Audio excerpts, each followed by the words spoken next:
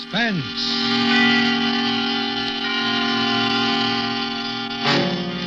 Tonight, as we open a special limited series of 5 Friday night performances at this hour, Suspense brings you an incomparable study in terror.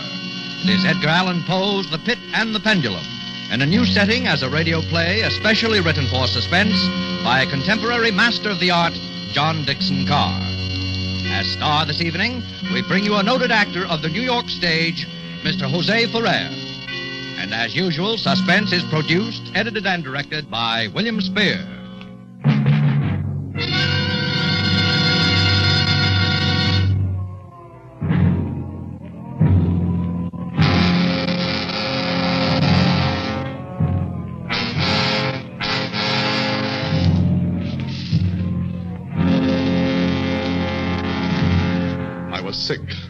Sick unto death with that long agony. And when at length they unbound me and I was permitted to sit, I felt my senses were leaving me. The sound of the inquisitorial voices seemed merged into one dreamy, indeterminate hum. Yet, for a while I saw, but with how terrible an exaggeration, I saw the soft and nearly imperceptible waving of the sable draperies on the walls of the room. I saw the flames of the 7 tall candles which burned on the table. I saw the lips of the black-robed judges, and these lips appeared to me white as paper, white as horror. I saw them writhe with a deadly locution. I saw them fashion the syllables of my name.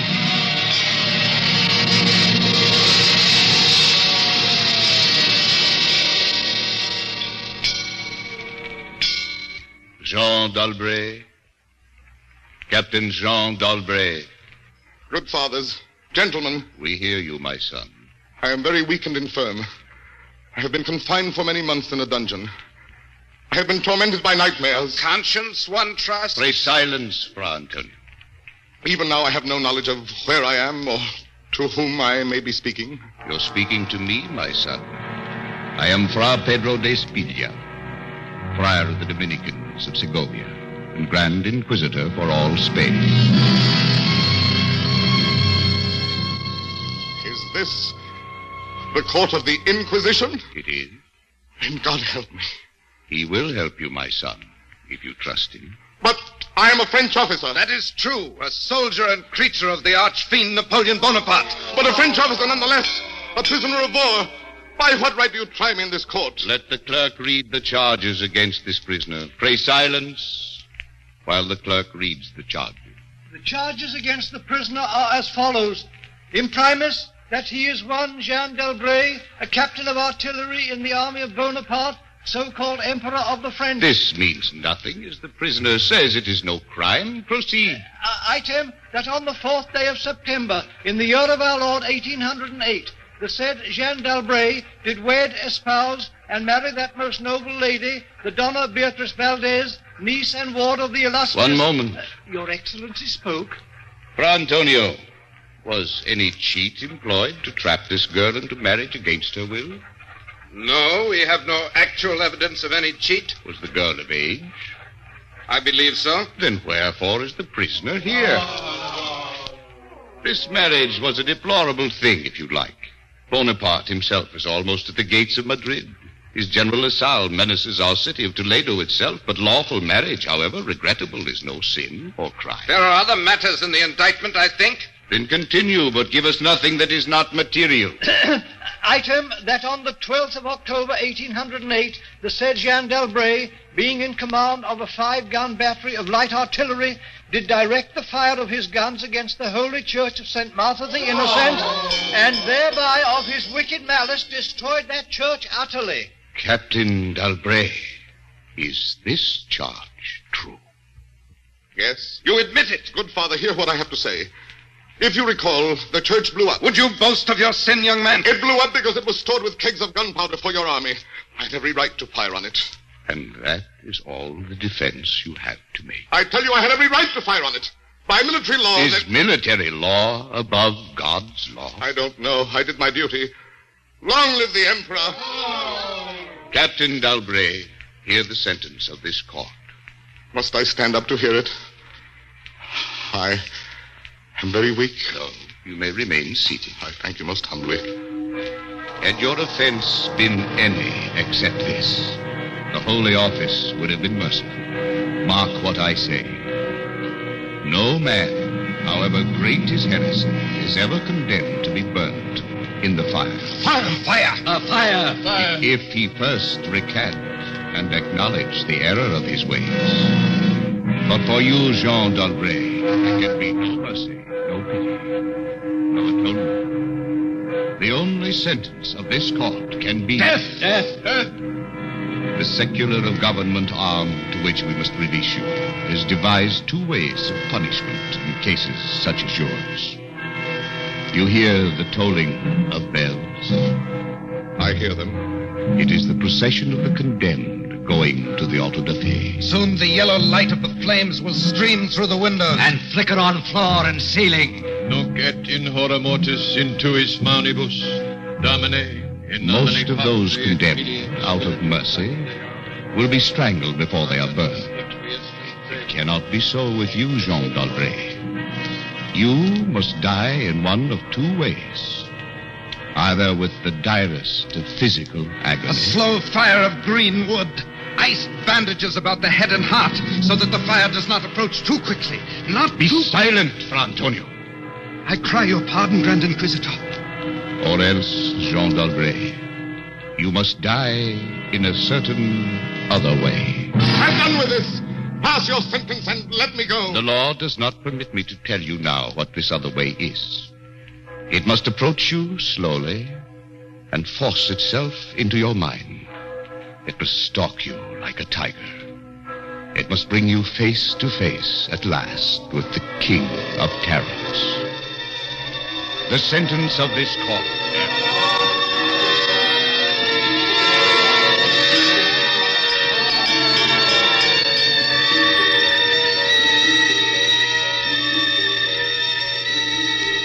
I had swooned.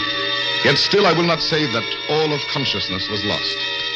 There are shadows of memory which tell me indistinctly of tall figures that lifted me and bore me in silence down, still down, until a hideous dizziness oppressed me at that descent into the earth. There was a vague horror at my heart because of that heart's unnatural stillness. Then consciousness swam back to my wits again. Darkness. Stone floor and darkness. Oh, Beatrice. Oh, my wife. Did you call me, Jean? Beatrice. Was it you who spoke? Yes, Jean. You here in the dungeons of the Inquisition? I am not really speaking to you, my poor Jean. I am only in your imagination. Am I mad, then? No, but your brain is fevered. You only think you hear me. I hear you clearly, as clearly as I once heard you. In the little church near the Ebro, where we were married. Yes. I destroyed that church, Beatrice. I had to. It was my commanding officer's order. I know, Jean. Be comforted. There are those who care. You won't leave me? As long as I am in your heart, I shall be here. I was strong once, but now I'm weak. Once I was reckless, but now I'm afraid. Where am I, Beatrice? What are they going to do to me? I cannot tell. Remember, my voice comes only from your own brain. Are you fettered? No. They have not chained you to the wall? No. They've taken away my uniform. They've given me sandals and a robe of what feels like coarse serge. But I'm still free. Free. Take courage, Jean. Free and in the grasp of the Inquisition. Beatrice. Yes, Jean? It is completely dark. There's hardly any air. I dread to get up, and I dread to stretch out my hand. Suppose they've burnt me alive. Courage. Can you stand up? I think so. Then walk. Walk as far as you can. Measure the limits of the cell. if this is not a tomb. You're right, Beatrice. As always. I'll try. Courage. Yes, courage. Now, pray for a poor devil who always meant well. 1 pace, 2, 3, 4. You are very weak, Jean. Rest a moment. Yes. Where are you now, Beatrice? In the flesh, I mean. You know that, Jean. In the old house by the olive grove. Scorn of my people. Yes, I know it. Each morning, I climb to the hilltop and watch. Go on.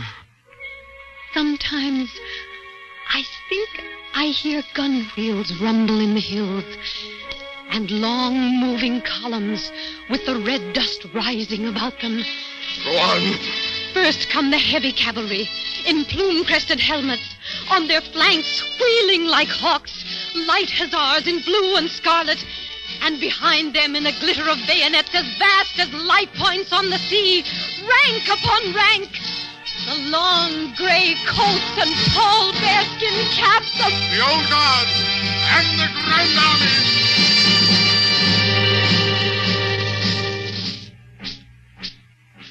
It is only a vision, my dear one. They do not come. Will they ever come, Beatrice? I cannot tell. Then I must face what has been prepared for me. Beatrice. Yes, Jean. I tried to walk. I took some steps. 4 steps, yes. But in which direction? I can remember. Are you facing the same way? I don't know. Perhaps. Then walk again. Try. Keep your hand in front of you. Yes. This robe impedes me, and the floor is treacherous with slime. But I'll try. 4 paces. 5, 6, 7. It can't be a tomb. 8, 9, 10. Look out!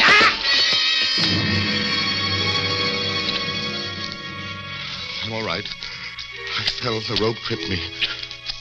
But What is it? my hand is in front of me, lower than my face. But I feel nothing. Nothing, Jean. It's a pit, a circular pit. And I fell on the very edge of it. It would have made you walk into it. There's a loose fragment of rock just inside the edge. If I can dislodge it. Listen.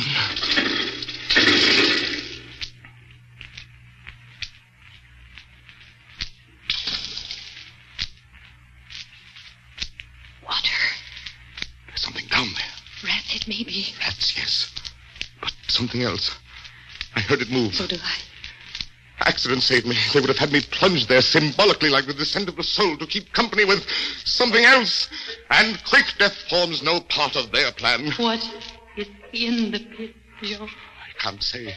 But you're saved. Saved, Beatrice. Saved from the Inquisition.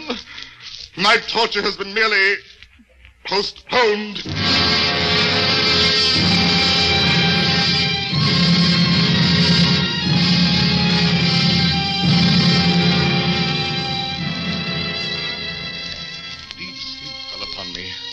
Sleep like that of death. How long it lasted, I know not. But when I opened my eyes once again, I could see. Yes, see. My prison was large and lofty, its walls formed of massive iron plates bolted or joined together. A wild sulphurous luster, I could not trace its origin, lit up the dungeon, and the circular pit, and the crudely daubed skeleton figures painted in evil colors on the iron walls. Skeleton figures, demon figures, gargoyle figures, their colors a little blurred, as from the effects of the damp. And I... It must approach you slowly and force itself into your mind. It must stalk you like a tiger. It must bring you face to face at last with the King of Terror. I now lay on my back, and at full length, and on a low framework of wood. To this framework I was securely bound by a long fastening resembling a surgical bandage. Bound? But why? Why? The bandage passed round and round my body, leaving at liberty only my head and my left arm. With much exertion, I could supply myself with food from an earthen dish on the floor beside me. It was meat, highly seasoned. And there was no water.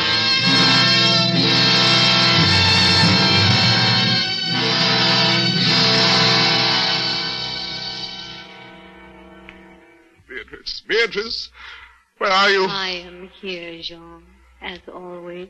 Your voice sounds stronger. Does it, Jean? Well, I can see you now. I can see you as clearly as I saw you months ago. How I wish it were true. Your bonnet and the parasol you carried in summer, and the high-waisted blue dress. You are weaker, my dear, and more fevered. Have I been asleep? Yes, Jean. They must have been here while I slept. They have bound me. Why? Why? Stop those voices! Stop them! Mine too, Jean. I am not here either, you know. Don't drive me away. Beatrice, look! Where? At the ceiling of this room, 30, 40 feet up. What do you see? Painted on the ceiling. A figure of Father Time. Anything else? But Father Time carries no scythe. He carries instead what looks like a gigantic pendulum from an ancient clock. About one thing, I swear I'm in my right senses. I saw that pendulum move. Painting cannot move. Yet I saw the pendulum did. It swung a little, back and forth, just like a real pendulum. Try not to trouble your brain. Father Time is not like those other paintings daubed on the walls, the imps and devils and skeletons. That pendulum is real. Beatrice, take care. Take care of what? You are not looking at the pendulum now. Take care of the rats. The rats from the pit. I see They're them. swarming out in dozens. You can see their glitter. One of them ran across the hem of your dress. Did it, Jean? What do they want? They have caught the scent of the meat in the dish beside They'll you. not get it. Go away, you vermin. Move your hand above the plate, Jean. Move. Beatrice, where are you going? I can hardly hear you. You are sending me away. Jean. I'm sending you away. My poor loved one. You can't bear to see the rats running about my feet, can you? Even when you know I'm not here. Beatrice! It is true, Jean. You are sending me. Yes, it's true. Go! In a cell swarming with vermin, there are others I had rather see here. I had rather see...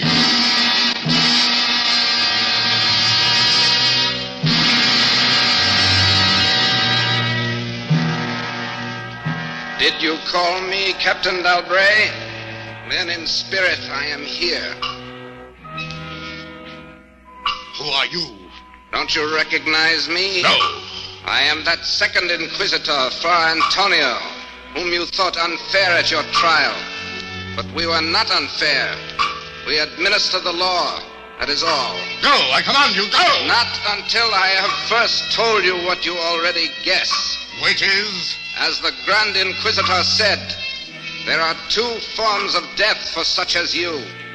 One, death with its direct physical torture. The other, death with its direct mental torture. And I have been condemned to the second. Your guess is good. Listen. Do you hear anything? Yes. I hear something. Turn your eyes upwards. Look at the ceiling. Huh? The pendulum. Aye, the pendulum. It has descended. Only a foot or so as yet.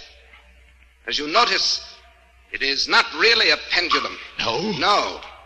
Its underside is a crescent, formed of razor-sharp steel. Ah! A ponderous weight, Captain Dalbray. Its movement is slow now. Soon it will take on momentum. It will swing wider and wider. 30 feet, perhaps. Presently, as it swings, you will hear it hiss. And with each broad movement, it will creep a trifle lower. Steel is directly above me. Yes, above the region of your heart. Lie still and look up at it. How long before? You need have no immediate fear. It will not be too soon. But how soon? In the name of pity, give me some answer. Hours, perhaps days. Its motion can be arrested while you sleep. And now, Captain Dalbray, still in spirit, I leave you to your meditation.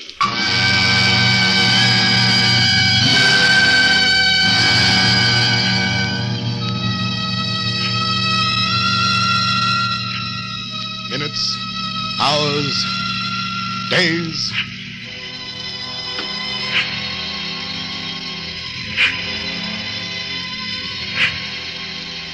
Down, steadily down it crept. Days passed, it might have been many days, before it swept so closely as to fan me with its acrid breath. The odor of the sharp steel forced itself into my nostrils. To the right, to the left, far, wide. The shriek of a damned spirit. To my heart, with the stealthy pace of a tiger. Down, certainly relentlessly down. I prayed. I wearied heaven with my prayer for its more speedy descent. I grew frantically mad and struggled to force myself up against that swinging, glittering death. No avail. Down, still unceasingly down, still inevitably down. The sharp steel flashed past within 3 inches of my chest. And then, only then...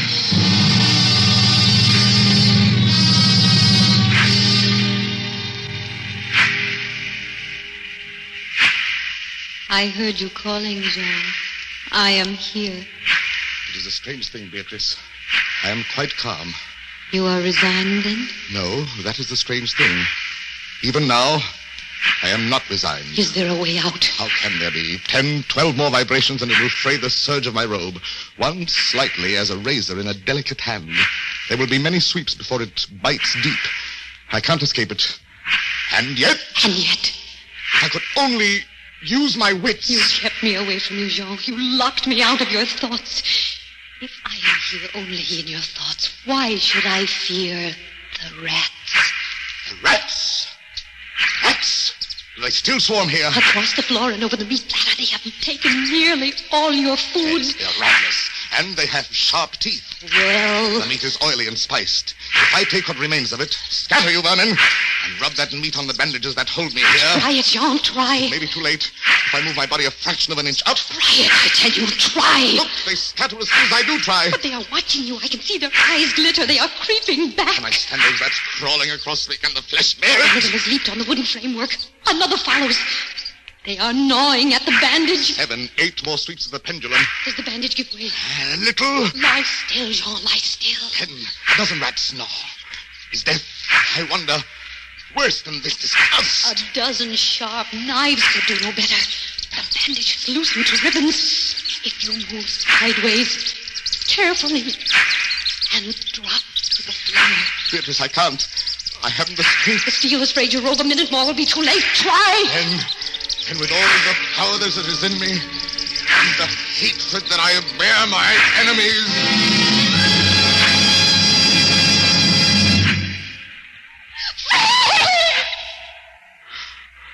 Second time.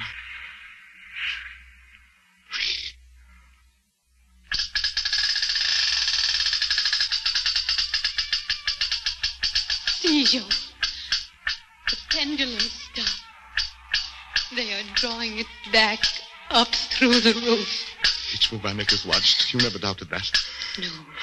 Yet with all they could do to you, they have failed twice. They will not fail a third time, my dear. There must be no more dallying with the king of terrors. What else can they do? I can't say. See how the rats gnaw in silence at that bandage. To what food, I wonder, have they been accustomed in the pit? But you escaped the pit. I escaped it once. Listen. What do you hear? Groaning, a grinding as of metal. It's only the cogwheels of the pendulum knife. I think not, Beatrice. Why not? It seemed to come from behind these iron-plated walls. It seemed to shake the dungeon as a mill-wheel might shake it. Stand up, my poor Jean. Get up off your knees. I can't, Beatrice. I can't endure any more. The paintings on the wall of this dungeon. The skeletons and imps and devils. They seem different. They are different. The colors sharpen, grow bright. The demon's eyes glare. The skeleton, hands outstretched. Don't you catch even yet the odor of heated iron? Heated iron. I've been much humbled, but I won't have you see me in tears.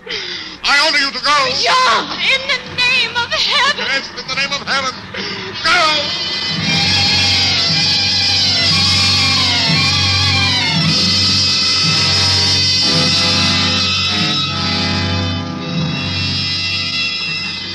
Suffocating heat pervades the prison.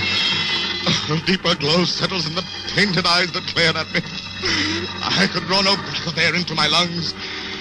Against the loom of that fiery destruction, the thought of the pit and its coolness came like balm. I stagger to the edge of the pit. I look into it. The enkindled walls and roof lighted to its depths. Yet for one wild moment, even then, I refuse to believe the meaning of what I see. Does the pit please you, Captain Dalbray? You again. Do you find its contents pleasing? Not the pit. Merciful God, anything but the pit. And how shall you avoid it? Look! This dungeon has changed its shape. That is true. The walls are closing in. It was formerly a square, and now Flattening slowly towards the center. To force me into the pit? Of course. It will force you along with me. And apparently you must be told, Captain Dalbray, that you are speaking only to your own sick fancy. No. We are not here at all. No. Farewell. And now, flatter and flatter through the red-burning walls. With a swiftness that left me no time for thought, I shrank back. But as the closing walls pressed me resistlessly onward, at length, for my seared and writhing body, there was no longer an inch of foothold. I screamed once! I tottered on the edge of the pit. I averted my eyes. There was a discordant hum of human voices. There was a loud blast, as of many trumpets.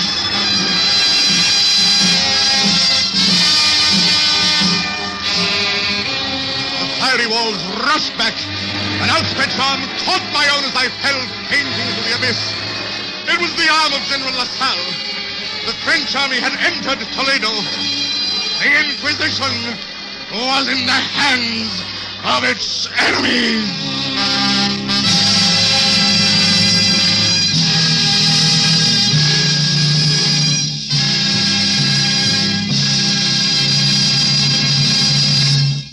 Suspense. Produced, edited, and directed by William Spear. Tonight you heard Mr. Jose Ferrer as star of The Pit and the Pendulum. First in a limited series of 5 Friday night performances at this hour, which will present radio's outstanding theater of thrills, Suspense. Tonight's radio play was adapted by John Dixon Carr from the famous short story by Edgar Allan Poe. Jose Ferrer will soon be seen with Ingrid Bergman in Joan of Lorraine. Appearing tonight with Mr. Ferrer were Jeanette Nolan, John McIntyre, Elliot Lewis, Joseph Kearns, Eric Snowden, and Paul McVeigh. Music for Suspense is under the direction of Lud Gluskin, with original music composed by Lucien Moraweck. Next Friday, same time, we will again bring you Suspense.